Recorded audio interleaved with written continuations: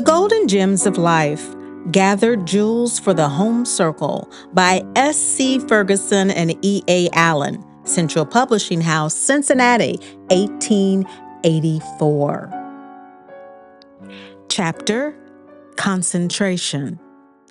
In this day, when so many things are clamoring for attention, the first law of success may be said to be concentration. It is impossible to be successful in every branch of business or renowned in every department of a professional life. We must learn to bend our energies to one point and to go directly to that point, looking neither to the right nor to the left. It has been said that a great deal of the wisdom of a man in this century is shown in leaving things unknown, and a great deal of his practical ability in leaving things undone. The day of universal scholarships is past. Life is short, and art is long. The range of human wisdom has increased so enormously that no human brain can grapple with it. And the man who would know one thing well must have the courage to be ignorant of 1,000 other things, however attractive or interesting. As with knowledge, so with work. The man who would get along must single out his specialty, and into that must pour the whole stream of his activity, all the energies of his hand, eye, tongue, heart, and brain. Broad culture, many-sidedness are beautiful things to contemplate, but it is the narrow-edged men, the men of one single and intense purpose, who steel the soul against all things else, that accomplish the hard work of the world.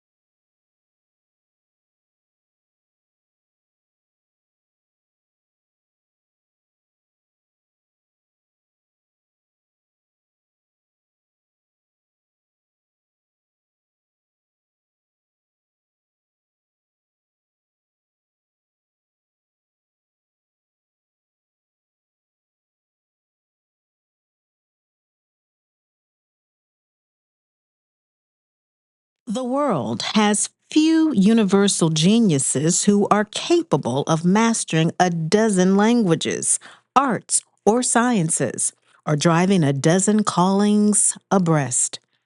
Beginners in life are perpetually complaining of the disadvantages under which they labor, but it is an indisputable fact that more persons fail from a multiplicity of pursuits and pretensions than from a poverty of resources. The one prudence in life, says a shrewd American essayist, is concentration. The one evil is dissipation, and it makes no difference whether our dissipations are coarse or fine, property and its cares, friends and a social habit, politics, music, or feasting. Everything is good which takes away one plaything and delusions more, and drives us home to add one stroke of faithful work.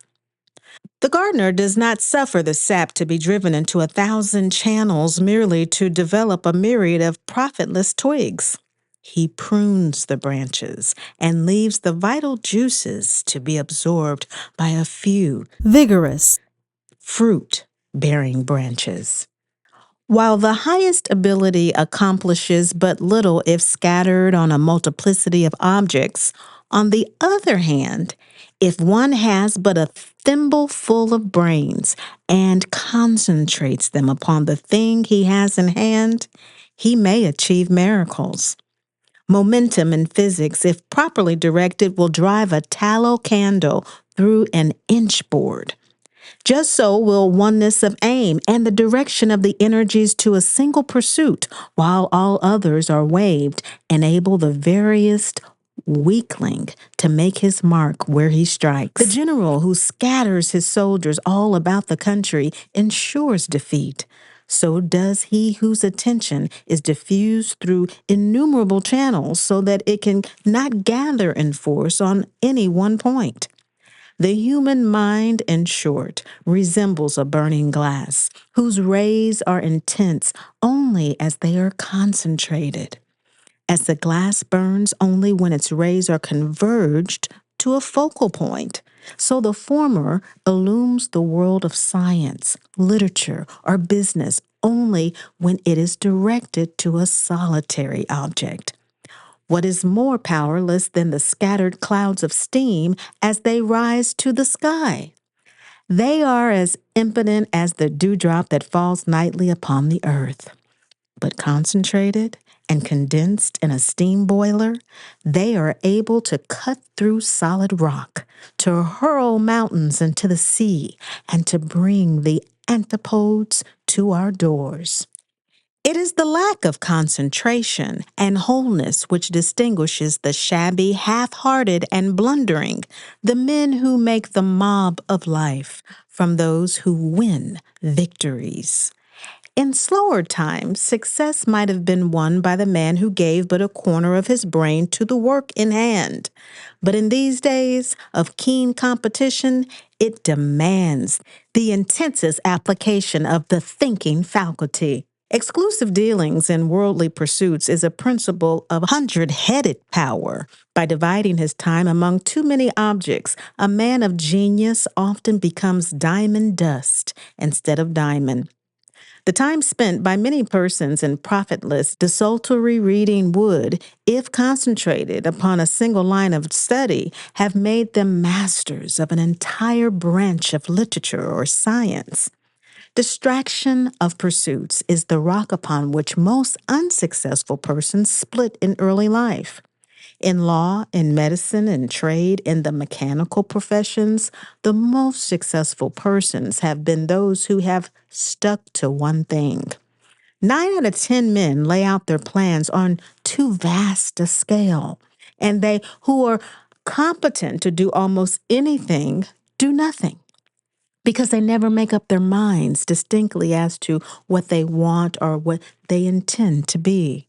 We are often compelled to a choice of acquisitions, for there are some things the possession of which is incompatible with the possession of others, and the sooner this truth is known and recognized, the better the chances of success and happiness.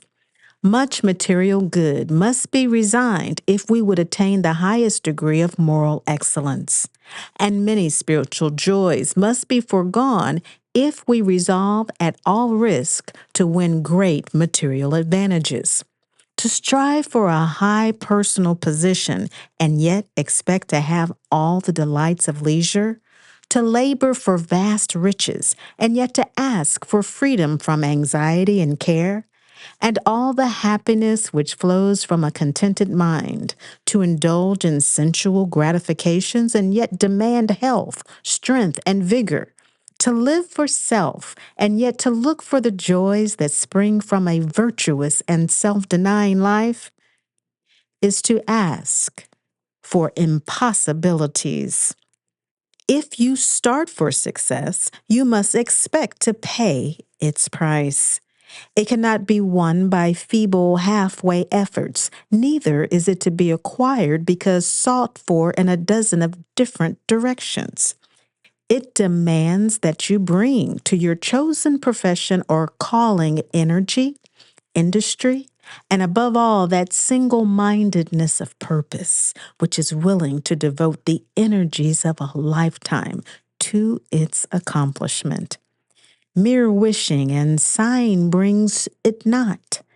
Many little calls of society on your time must pass unheeded. You cannot expect to live tranquilly and at your ease, but to be up and doing with all your energies devoted to the one point kept constantly in view. Cultivate this habit of concentration if you would succeed in business. Make it a second nature. Have a work for every moment and mind the moment's work. Whatever your calling, master all its bearings and details, all its principles, instruments, and applications.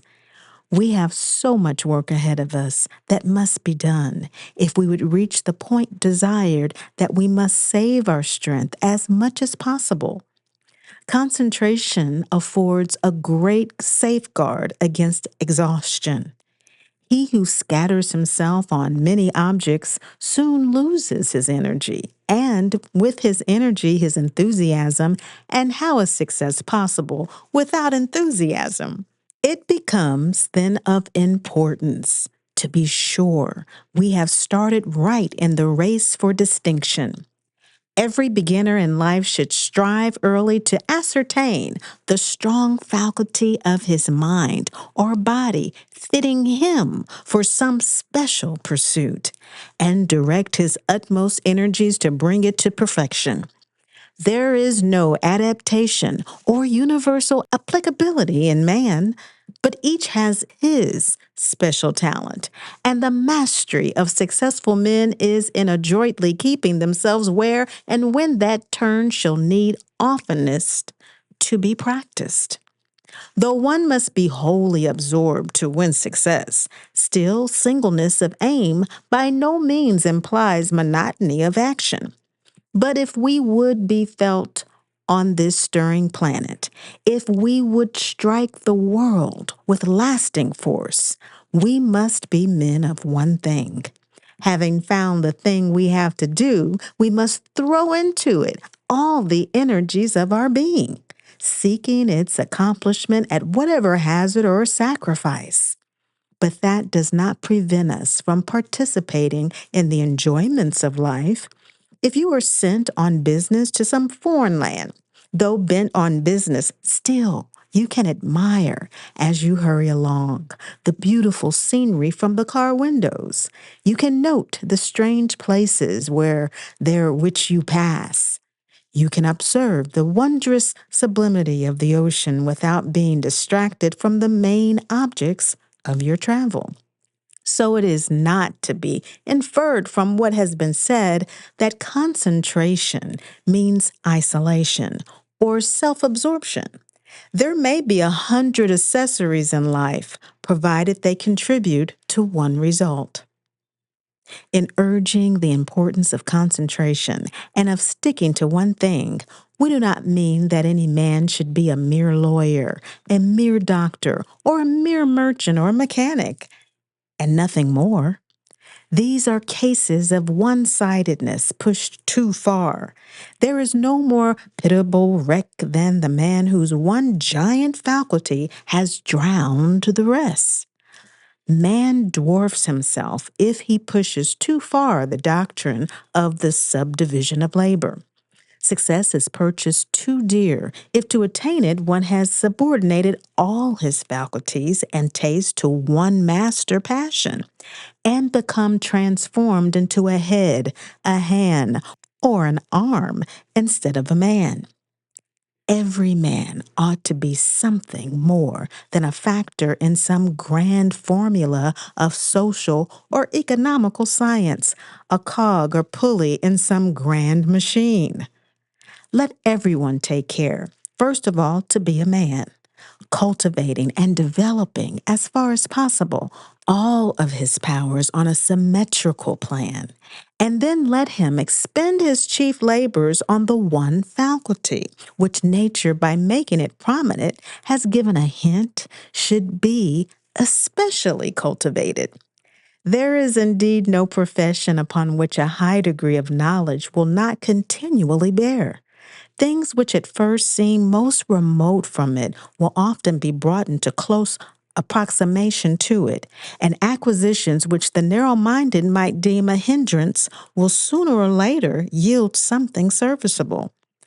Nothing is more beautiful than to see a man hold his art, trade, or calling in an easy, disengaged way, wearing it as the soldier does his sword, which once laid aside, the accomplished soldier gives you no hint that he has ever worn.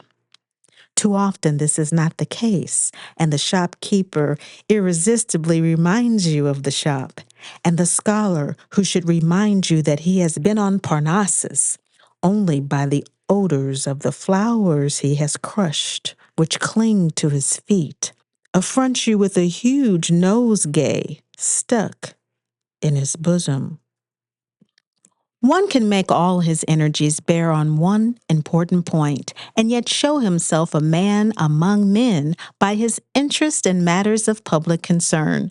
He can endear himself to the community by kindly acts to the distressed, as well as completely mastering, in all its bearings, the one great work which he has taken upon himself as his life's work. Then take up your task. Remember that you must marshal all your forces at one point and move in one direction if you would accomplish what your desires have painted. But also remember that you are a human being and not a machine, and that as you pass on the journey of life, you should, as far as possible without ensuring defeat, take a note of the wonders which nature has spread before you, should ponder on what history says of the past, should muse over the solemn import of life, and thus while winning laurels for your brow and achieving your heart's desire, develop in you the faculties which go to make, in its complete meaning, a man or woman.